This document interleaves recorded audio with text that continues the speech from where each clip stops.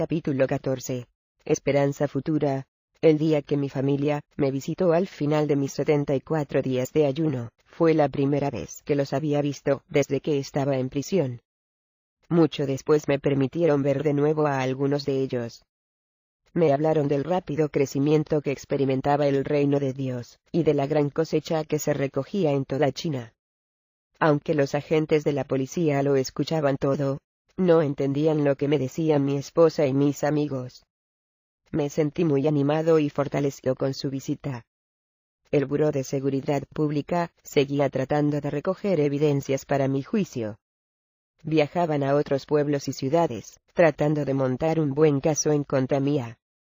Un día, a las 8 de la mañana, se abrieron las puertas de la prisión. Me sacaron para llevarme a juicio. El juez que presidía era un hombre de baja estatura que andaba en sus 30 años. Tenía unos ojos oscuros llenos de menosprecio y disgusto. Le asistía un hombre alto de unos 50 años.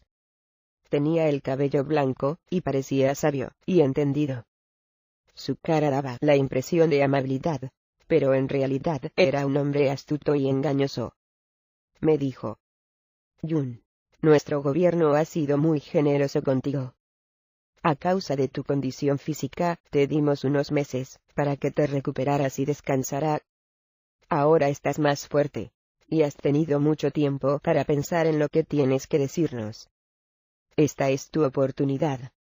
Te conviene agachar la cabeza, y reconocer tus delitos. El juez empezó a hacerme preguntas.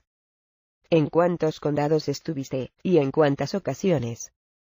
¿Cuáles son los nombres de las personas que visitaste? ¿Quiénes son tus líderes? ¿Qué clase de propaganda en contra del gobierno distribuiste? ¿Qué palabras usaste para agitar a las personas en contra de la política religiosa del gobierno? Enseñaste en contra de la Iglesia Patriótica de las 3 autonomías, diciendo a tus seguidores que la evitaran, porque era una ramera. Mi respuesta a todas las preguntas fue: no sé de qué me está hablando. El juez golpeó furiosamente con el puño su mesa en el estrado. Me gritó: veamos cómo te defiendes.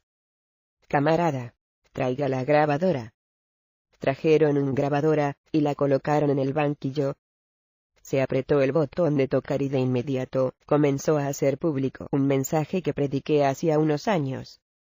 El sonido de los creyentes llorando se podía escuchar en el trasfondo. Se escuchó que decía: hermanos, no se dejen engañar por la ramera. Permanezcan fieles a Jesús. Sean como Fines, que tomó una lanza en su mano, y honró el nombre del Señor. Véase Números capítulo 25 versículos 6 al 18. Sean fieles y no traicionen al Señor como Judas.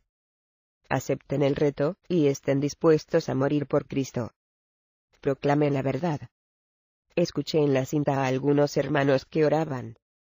También escuché las voces de los hermanos Xu, Jin y Yu. Me animó mucho escuchar de nuevo sus voces y oír a mis hermanos orar. En la cinta, cantaba en voz alta: ten ánimo y sé valiente, ten ánimo y sé valiente, porque el Señor está contigo. Ten ánimo y sé valiente, aunque hay miles de demonios. Aunque hay miles de enemigos, confía en el Salvador. No tengas temor, ten ánimo y sé valiente. Mi última oración era lo que más enojaba a los del BSP. Oré diciendo: Señor, despeja las nubes que oscurecen a nuestra nación. Destruye el poder de los espíritus malignos que controlan a nuestros gobernantes. Señor Jesús, cambia la dirección de nuestro gobierno. Libera a nuestros hermanos y hermanas que están en la cárcel. Que nuestra nación se gobierne conforme a tu voluntad. Señor, ten misericordia de China. Levanta líderes en tu iglesia en esta generación que defiendan la justicia y la verdad como Daniel y Esther. Ayúdanos a escuchar tu voz, y no la voz de los hombres. Muchos creyentes dijeron al unísono: amén. Con un clic, se detuvo la cinta. Abrí los ojos, y vi al juez con una sonrisa siniestra en su rostro. Me dijo: Jun, ya escuchaste tus propias palabras. También escuchaste la voz de Xu. Sin duda, no puedes negar que te opusiste a nuestro gobierno. Dijiste que los líderes de nuestro gobierno son demonios, y que la Iglesia Patriótica de las Tres Autonomías es una ramera. Te pillamos con las manos en la masa. Ahora dime la verdad, aparte de Xu y de ti, ¿quiénes son las otras dos personas que aparecen orando en la grabación? Me sentí tan animado al escuchar a mis hermanos en la fe orando y cantando que deseaba escuchar la cinta otra vez. Esperé un segundo, y dije. No pude identificar bien a los que hablaban. Las voces no eran claras. Por favor, ¿pueden volver a poner la cinta? El juez se enfureció mucho. Sus ojos se le salían de las órbitas mientras golpeaba la mesa con el puño. ¿De qué estás hablando? Tenemos la prueba aquí. No puedes negarlo. Las evidencias en tu contra son muchas y claras. Te ordeno que te arrodilles ante este tribunal, y repitas la oración que dije, y está grabada en la cinta. Se me acercaron varios agentes con porras. Me golpearon en las rodillas, y me hicieron arrodillarme. Me gritaron, arrodíllate. Arrodíllate. En ese momento, me sentí lleno del poder del Señor, y escuché una voz en mi corazón. No tengas temor. Sé fuerte en el Señor. Aunque estés rodeado de 10.000 enemigos, descansa en Jesús. Sé firme y valiente en el Señor. Mientras los agentes seguían golpeándome y dándome patadas, le grité de repente al juez en voz alta. ¿Mediante qué autoridad le ordenan a un siervo de Dios que se arrodille delante de usted? Cerrar interrogación. No tiene derecho a hacerlo. Sus preguntas no son razonables. Les ordenó en el nombre de Jesucristo de Nazaret que se arrodillen todos. Impondré mis manos sobre ustedes, y pediré al Señor que perdone sus pecados. Arrodíllense ahora todos. Arrodíllense. Arrodíllense. El juez y los otros funcionarios del tribunal estaban estupefactos. Se quedaron mirándome asombrados por unos segundos. Al fin volvieron a la realidad y el juez respondió. ¿Cómo te atreves, criminal u contrarrevolucionario? Esto es traición. Cerrar admiración. ¿Cómo te atreves a decirle a un juez del Buró de Seguridad Pública que se arrodille delante de ti? Eres un desalmado. En mi corazón quería decir, soy un hombre celestial. En Jesús soy tan fuerte como un diamante. Usted no puede romperme. El funcionario más anciano se levantó y dijo con calma. Basta ya. Jun ha predicado tantos sermones que no puede recordar la ocasión cuando habló en esta cinta en particular. Jun, puedes regresar a tu celda para pensar en esto. Cuando te llamemos la próxima vez, tienes que responder todas nuestras preguntas con claridad. Tenemos acumulada muchas pruebas en tu contra. Tu situación es bastante delicada. Harás bien en pensar y respondernos con claridad. Entonces me di cuenta de que planeaban lidia conmigo por largo tiempo. Pensé en las palabras del apóstol Pablo. Él nos libró, y nos librará de tal peligro de muerte. En él tenemos puesta nuestra esperanza, y él seguirá librándonos. 2 Corintios capítulo 1 versículo 10. Los jueces locales trataron por todos los medios a su disposición de hacerme confesar mis crímenes, pero fracasaron. Usaron las torturas más brutales que la mente humana puede inventar, pero no lograron sacarme ni una sola palabra que me comprometiera. Por consiguiente, enviaron mi caso al Tribunal Superior. Arreglaron una conferencia antes del juicio.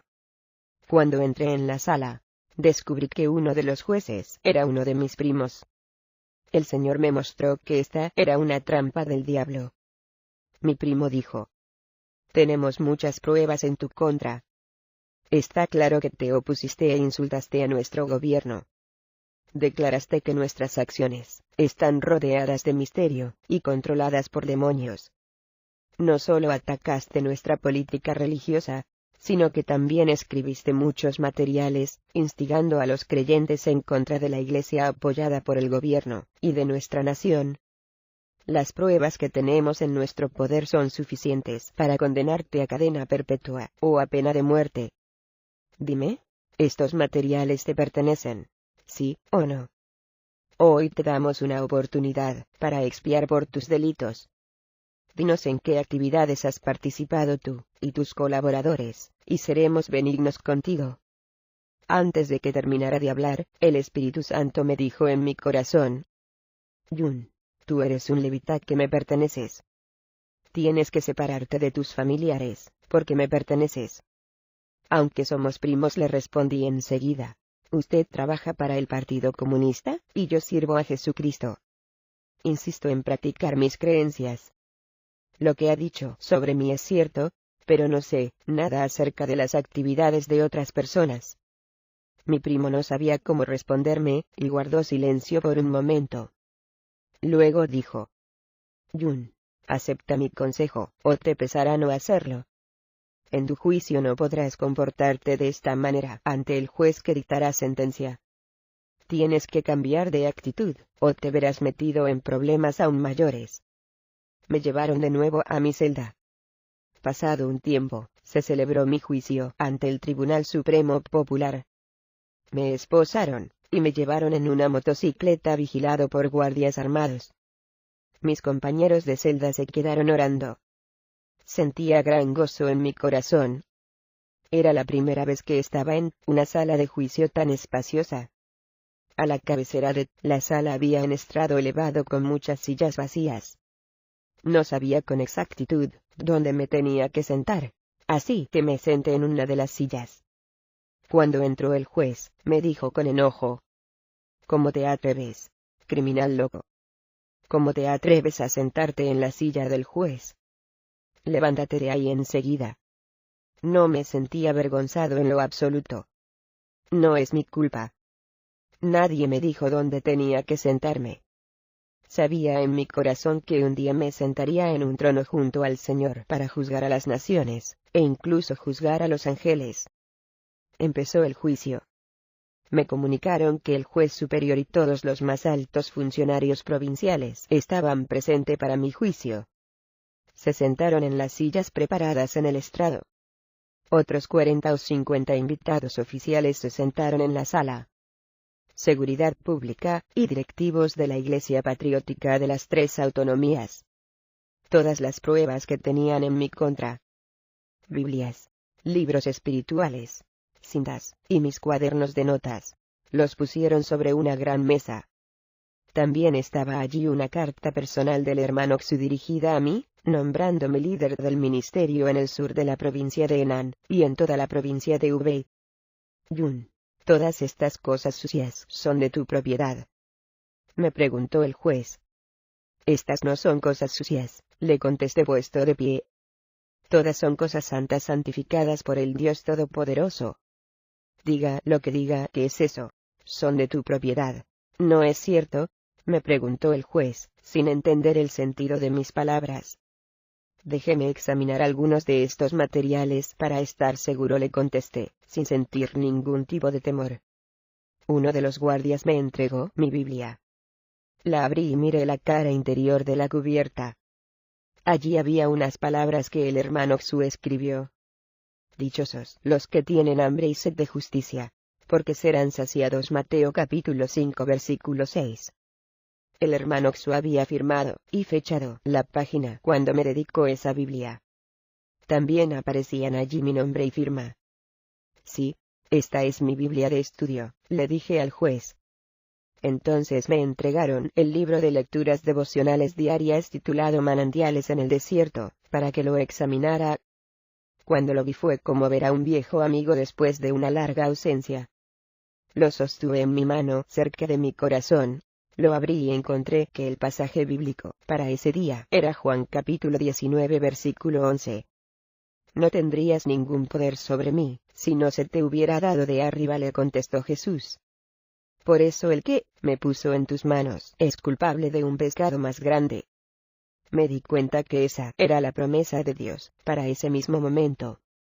Sabía que debía someterme a la voluntad de Dios, y estar dispuesto a ir por el camino que Él había determinado para mí. Sin temor señalé todo lo que había sobre la mesa y declaré: Señor juez, no necesito ver más de esas cosas. Reconozco que todas son mías. A todos les agrado mi buena actitud. Voy a poner una cinta grabada, dijo el juez. Escuché con atención. Después de escuchar unos minutos dije: la voz que se escucha en la cinta es mía. El juez entonces me presionó para que diera información sobre mis colaboradores y líderes. Contesté de la manera más respetuosa posible: Su señoría, no sé nada acerca de esas otras personas. Antes de que el tribunal tomara un descanso de 30 minutos, me comunicaron que anunciarían la sentencia cuando regresaran. Los del BSP me habían dicho que recibiría una sentencia de cadena perpetua o de pena capital. En lo particular, creía que recibiría un mínimo de 8 años de prisión debido a que mis colaboradores ya habían recibido sentencias de 5 a 8 años. Los jueces y demás funcionarios entraron de nuevo arrastrando los pies y ocuparon sus asientos.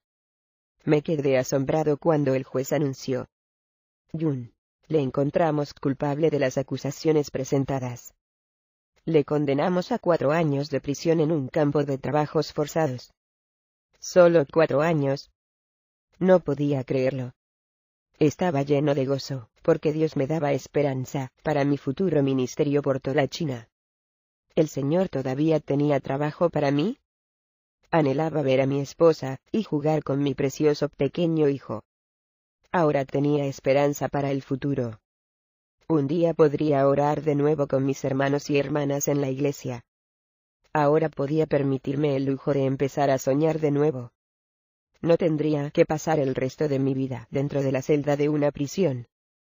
Mientras me llevaban de vuelta a la prisión, sentí que me inundaba un gran gozo y gratitud por la misericordia del Señor. Cuando les di las noticias, mis hermanos en la celda elevaron sus manos y adoraron a Dios. Unos días después de mi sentencia en octubre de 1984, en una fría mañana antes del amanecer, me trasladaron de la prisión en Nanyang al campo de trabajo forzados de la prisión de Xinjiang, donde había determinado que cumpliría el resto de mi sentencia. DLING, esposa de Jun. Los 4 años de Jun en la prisión fue el tiempo más lleno de estrés que experimentara jamás. Recibí alivio del Señor a través de la oración.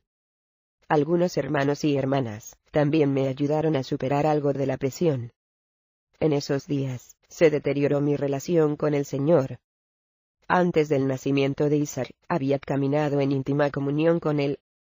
Cada día leía la palabra de Dios, adoraba a Jesús, y me encontraba llena de gozo. Sin embargo, después del nacimiento de Isaac, pasé por un tiempo de oscuridad, y mi fe se debilitó. Muchas veces me sentía agotada, y me costaba mucho pasar por la lucha diaria. Cuando Isaac tenía 2 años de edad, durante el verano, una experiencia clave tuvo lugar en mi vida. A menudo durante los meses de verano, hacía tanto calor que sacábamos nuestras camas fuera de la casa, dormíamos a la intemperie debajo de un gran árbol. En mi agotamiento, el diablo me había convencido de que ya no necesitaba orar, que era suficiente orar al Señor en mis sueños mientras dormía. La madre de Jun había ido a una reunión esa noche. Isaac y yo estábamos a punto de quedarnos dormidos cuando vi una oscura figura demoníaca parada al pie de mi cama. Me quedé aterrorizada. Empecé a orar con fervor, y en voz alta. Exclamé: En el nombre de Jesús lucho contra ti, Satanás. Me opongo a todas las mentiras. Me has llevado a pensar que puedo orar en mi sueño. Te ato en el nombre de Jesús. Sentí que una presencia demoníaca pasaba rozándome cuando oré con esas palabras. Mi cinturón de piel que colgaba del pie de la cama llevaba una campanilla que empezó a sonar sola. Entendí enseguida que el diablo quería distraerme con el sonido de la campanilla, por lo que le pasé por alto, y seguí orando. Pronto la presencia demoníaca desapareció, y una profunda paz cayó sobre mí. Muchos de nuestros vecinos también dormían fuera de sus casas, por lo que muchos me oyeron orar en voz alta, y se preguntaban qué me estaba ocurriendo. La madre de Jun regresaba a casa en ese mismo momento. Cuando todavía se encontraba a más de 1 kilómetro de nuestro pueblo, oyó lo que pensó eran docenas de cristianos, orando en voz alta, de modo que echó a correr para unirse a la reunión de oración. Cuando llegó, se maravilló al descubrir que yo era la única que había estado orando. Este fue un momento crucial, y mi vida espiritual mejoró a partir de ese día. Mientras mi esposo estuvo en la prisión, Dios nos ayudó mucho. Hay 2 milagros en especial de este tiempo que me gustaría contarles. Solo quedamos la madre de Jun y yo para cuidar del campo familiar, y las cosas se pusieron muy mal. No teníamos ni idea de lo que hacíamos. Decidimos plantar patatas, pero no sabíamos cómo hacerlo. Nos enteramos después que debíamos haber plantado las raíces con una separación de medio metro. Pero nosotras los plantamos separadas solo por unos pocos centímetros. Nuestros vecinos se enteraron de lo que habíamos hecho, y durante todo el verano se burlaron de nosotras. Las noticias corrieron con rapidez, y pronto me convertí en el objeto de muchas bromas. Entonces sucedió en el otoño que nuestros vecinos empezaron a maldecir porque la cosecha les había resultado muy pobre. Sus patatas eran solo del tamaño de botas de tenis. Cuando sacamos las nuestros, encontramos que eran casi del tamaño de balones del fútbol. Fue un gran milagro y todos supieron que Dios cuidaba de nosotros. A partir de ese momento nuestros vecinos nos respetaron, y nunca más vieron a mi esposo como un delincuente maldito, sino como un hombre encarcelado injustamente. Nuestros vecinos pudieron distinguir entre los buenos y los malos, entre los que sirven a Dios y los que no le sirven. Malaquías capítulo 3 versículo 18. El segundo milagro sucedió cuando Isaac tenía 3 años. Teníamos que entregar una parte de las cosechas que recogíamos, porque carecíamos de animales y abonos. Por lo tanto, era imperativo que recogiéramos una buena cosecha, o no lograríamos comprar los alimentos ni los otros artículos necesarios para sobrevivir. Esta vez no sabía cómo sembrar trigo. Lo sembré tan cerca que alfombré nuestra parcela. Cuando faltaba una semana para la siega del trigo, nos cayó una gran tormenta de granizo. Los granizos eran del tamaño de bolas de tenis. Cuando empezó a granizar, salí corriendo de la casa y pude ver que ya estaban abatidas las espigas de los campos de algunos de nuestros vecinos. La madre de Jun y yo caímos de rodillas, y clamamos: Señor, ten misericordia de nosotros. Un gran milagro sucedió. Nuestro campo fue el único protegido por el Señor, y no sufrió daño. Todo nuestro trigo estaba todavía en pie, no lo había tocado el granizo. Todos los demás campos quedaron arrasados. Las personas salieron de sus casas después que pasó la tormenta, y vieron cómo nos protegió el Señor Jesucristo. Ese fue otro testimonio poderoso. Mientras disfrutamos ese año de una buena cosecha de trigo, nuestros vecinos prácticamente la perdieron, y lo que les quedó tuvieron que dedicarlo para alimentar a sus animales. Al volver la vista atrás, a pesar de los tiempos difíciles, el Señor fue fiel con nosotros. Esta grabación fue creada con Spoken Text, el convertidor gratuito de texto a voz en Internet. Para información sobre Spoken Text, visite www.spokentext.net.